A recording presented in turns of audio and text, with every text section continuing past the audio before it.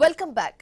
దశాబ్దాల చరిత్ర ఉన్న సింగరేణి సంస్థను కాంగ్రెస్ నేతలు దివాలా తీస్తున్నారని టీజీబీకేఎస్ నేత మిరియాల రాజిరెడ్డి ఆరోపించారు. ఎన్నికల్లో కాంగ్రెస్ ఇచ్చిన హామీలను కూడా అమలు చేయడం లేదని గుర్తు చేశారు. కాంగ్రెస్ అధికారంలోకి వచ్చిన తర్వాత సింగరేణి సంస్థను జేబు సంస్థగా వాడుతున్నారని ఆగ్రహం వ్యక్తం చేశారు. సింగరేణిలో జరుగుతున్న అక్రమాలపై కార్మిక సంఘం నేత మిరియాల రాజిరెడ్డితో మా ప్రతినిధి ఏవై స్వామి ఫేస్ టు ఫేస్. సంబంధించిన ఇష్యూస్లో బొగ్గు గనుల కేటాయింపుకు సంబంధించి కార్మికులంతా కూడా బగ్గుమంటున్నారు. రాష్ట్ర ప్రభుత్వం చేస్తున్న తీరుపైన మండిపడుతున్నారు. నిన్న మొత్తం బొగ్గు గనుల వద్ద ధర్నాలు నిర్వహించారు. మనతో పాటు టీజీబీకేఎస్ ప్రెసిడెంట్ మిరియాల రాజిరెడ్డి మనతో ఉన్నారు. మనం అడిగి తెలుసుకుందాం. రాజిరెడ్డి గారు చెప్పండి, ఒకవైపు రాష్ట్ర ప్రభుత్వం తీరు చూస్తున్నా మీకు ఏమనిపిస్తుంది? గత 2 సంవత్సరాలుగా అనేక రకాల కోల్ మైన్స్ అన్ని కూడా ప్రైవేట్ సంస్థలు కేటాయిస్తున్నారు. అలా ట్రాన్స్పరెన్సీ లేదని చెప్పి అంటున్నారు కదా, నిజంగా ఏం జరుగుతుంది అసలు మైన్స్లో? ఈరోజు సింగరేణిని మొత్తం దివాలా తీసి మా మనుగడ అస్తిత్వాన్ని కోల్పోయేటట్టు చేసి అప్పుల పాలు చేసి ప్రైవేటీకరం చేసుకొని దాన్ని అమ్మేటువంటి దుస్థితికి తీసుకొచ్చినటువంటిది. ఈరోజు తెలంగాణలో కాంగ్రెస్ ప్రభుత్వం ఏర్పడిన తర్వాత ఈ 24-25 నెలల కాలంలోనే అనేక అప్పులకు పాలైంది. మాకు వచ్చినటువంటి లాభాల వాటిలో గత 2 సంవత్సరాల్లో 2,000 కోట్లు 6,000 కోట్ల రూపాయలను పక్కన పెట్టారు. సంస్థ అభివృద్ధి అన్నారు. ఇప్పటి కనీస సౌకర్యాలు లేవు. అభివృద్ధి పక్కన పెడితే ఒక్క కొత్త బావి లేదు, సోలార్ ప్లాంట్ లేదు, గ్లోబల్ ఆర్గనైజేషన్ లేదు, లేకపోతే ఎర్త్ మెటల్స్ మినరల్స్ లేదు, లేదా బొంగారు గనులకు సంబంధించింది కూడా. ఇవన్నీ కూడా కార్మికులను మభ్యపెట్టడానికి ఏదో చేద్దామని హంబక్ చేస్తున్నారు తప్పితే ఈరోజు కార్మికులకు కనీసం కొత్త సంవత్సర శుభాకాంక్షలతో క్యాలెండర్ ఇవ్వలేకపోతా ఉన్నది, స్వీట్ బాక్స్ ఇవ్వలేకపోతుంది. ఆవిర్భావ దినోత్సవాలను కూడా ఘనంగా జరుపుకోలేకుండా పోయినాం. మెస్సీకి 10 కోట్లు ఇచ్చారు, 147 కోట్లు స్కూల్స్కి ఇచ్చారు. రాజీవ్ శిబిలయాస్తం పేరు మీద సంవత్సరానికి 4 కోట్లు ఇస్తూ ఉన్నారు.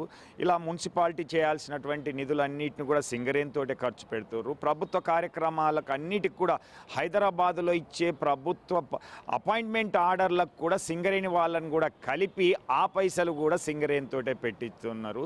ఇలా సింగరేణి డబ్బులన్నింటినీ మీరు చూసిన జాబ్ మేళా పేరు మీద కోట్ల రూపాయలు వెచ్చిస్తూ ఉన్నారు.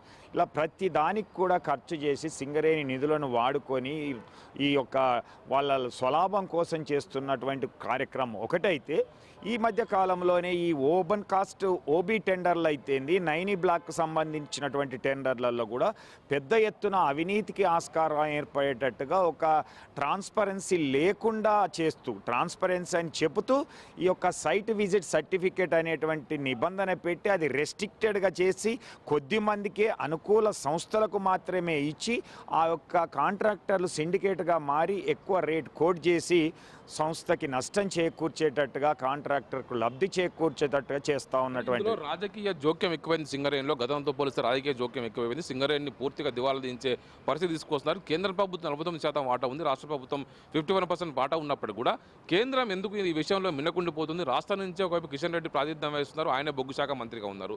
కేంద్రం ఎందుకు చర్యలు తీసుకోలేకపోతుంది అనుకుంటున్నారు?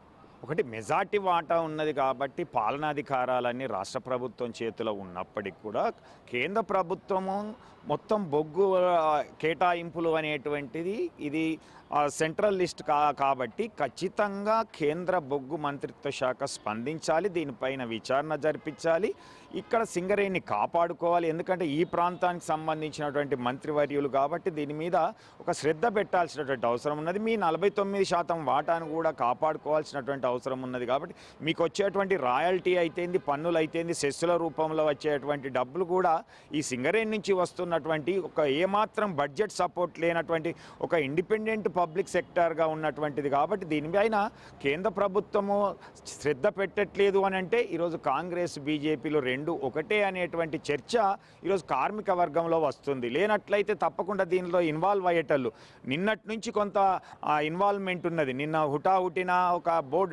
బోర్డు మీటింగ్ ఏర్పాటు చేయడం, ఈ రోజంతా కూడా ఈ బొగ్గు మంత్రిత్వ శాఖ అధికారులు హైదరాబాద్లో ఉన్న సింగరేణి భవన్లో చర్చలు జరుపుతున్నారు, మీటింగులు పెడుతున్నారు. అంటే ఇది ఎన్నడో చేయాల్సినటువంటిది.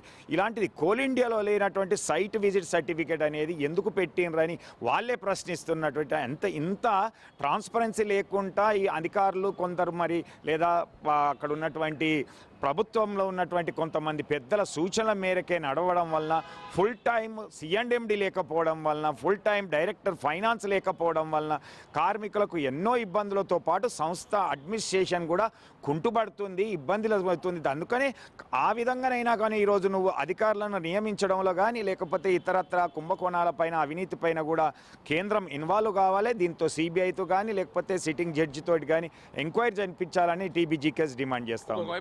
ఖచ్చితంగా సింగరేణిని కాపాడుకోవడం కోసం టీజీబీకేఎస్ ఆధ్వర్యంలో ఖచ్చితంగా ముందుకు పోతాం. ఇప్పటికైనా కేంద్ర ప్రభుత్వం స్పందించి ముందుకు రావడం సరైనదని చెప్పేసి రాజరెడ్డి అంటున్నారు. రానున్న రోజుల్లో ఇదే అంశం సంబంధించి సింగరేణిని కాపాడుకోవడం కోసం ప్రజా పోరాటాలు చేస్తామని చెప్పేసి ఆయన పిలుపునిస్తున్నారు. కెమెరామెన్ శివతో ఏవై స్వామి, ఐ న్యూస్.